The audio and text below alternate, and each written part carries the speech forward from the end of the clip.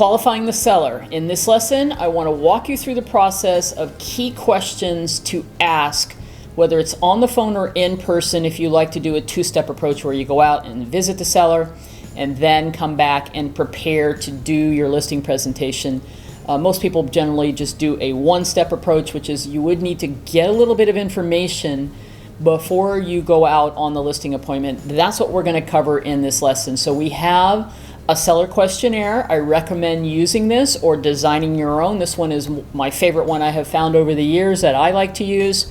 It's available in the overview and downloads area. I'm just going to pull out a couple things that are in here. You're not going to do a complete presentation on the phone, but these are some key questions, some things that I think you need to know for your appointment. So these are the areas that you want to be able to ask questions around. You want to know, start to figure out what is the motivation for selling. So asking the seller a question like, so what has inspired you now to put the home on the market, or what's your reasons for moving? Now that is going to, or to sell the house. They may not be, moving out of state. They may be moving to another area, and you need to do some follow-up questions, because if they're moving or they've been relocated, you might want to follow up with a question, for example, of, do you already have a realtor in the other state that you're moving to? Because you can help them with that and refer them to a real estate agent. If they need to be able to go purchase a home now and sell, that's going to be a whole nother conversation that you're going to need to have with them. You can start that conversation now and then go over it with them at the listing appointment to talk about the pros and cons of finding another house first and putting their home on the market and having to move twice and all of that. The next key question before the appointment is get the seller to tell you about any improvements, renovations, and upgrades.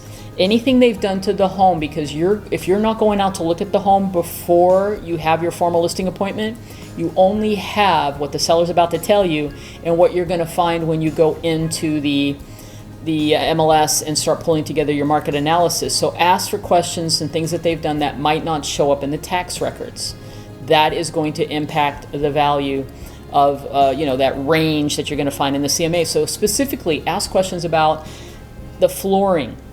Have they done anything to the kitchen or to the bathroom areas? Have they changed out cabinets? Basically, if they've been in the home for a while, have they upgraded it to the standards that people want to see today? Because that is going to impact where you price it and what they're going to get in that range, because there's always a range, all right? So the next big question is, are they interviewing other real estate agents? Great question.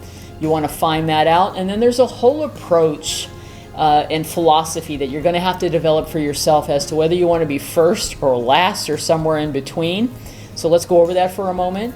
The people that like to be first are really assertive and confident, and their approach is to be first and then to go in and then be able to close the seller with something like, first of all, you have to be so good at what you're doing and confident that you build that rapport and they want to work with you, that they will not cancel those other appointments. So you have to be willing to say, Mr. and Mrs. Seller, I know you really don't want to sit through 2 or 3 more of these, as you mentioned.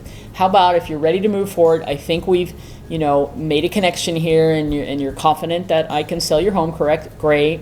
Then why don't I save you the trouble and I'll call the agents back and let them know that you've already selected me, and that way you don't even have to deal with it. That's super confident. Then there's a school of thought for other realtors who like to be last. Now the only problem with going last is if you are up against my number one, my first person scenario, then you're never going to get that opportunity to present. So you just decide. If they are interviewing, you may not be able to do anything about it. They may have already set the appointments. Just a thought and a philosophy there. Another question I think is important, so you can prepare a proper net sheet to show them what they're going to net, the proceeds check estimate that they can expect, is what do they owe approximately on their home. So everyone today, people don't get mortgage statements in the mail. It's all done online for the most part. So you may prompt them to say, hey, when's the last time you checked in when you paid your mortgage? Can you get a look at that balance, or maybe get that information to me? Because I really do want to prepare and be able to show you what I believe that you're going to net out of the sale of your home. So I kind of need that information. Even if it's just an estimate for now, that would be great. And do they just have the one mortgage? Do they have a second? Did they do anything else? Do they have a pool loan? Ask those questions. because that's going to impact their proceeds. The worst thing that you can do is prepare a net sheet and you don't have all the information. You tell them they're going to get $50,000 and they're only getting $20,000, okay?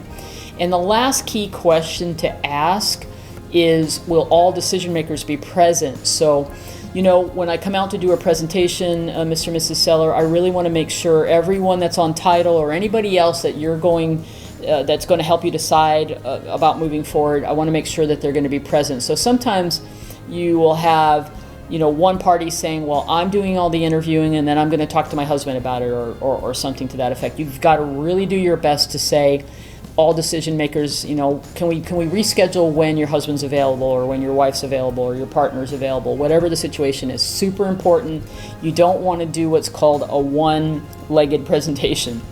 You want all decision makers present, because they won't close. They'll say, well, I'll have to go over this with so-and-so and then we'll get back to you. So you want to avoid that, all right? So those are some key questions just to get ready. Those are the key things that I think are critically important to find out, so you can have all the information you need to put together a good presentation and a good market analysis. And in the next lesson, I'm going to walk through all those steps of what you need to do to get ready for your listing appointment.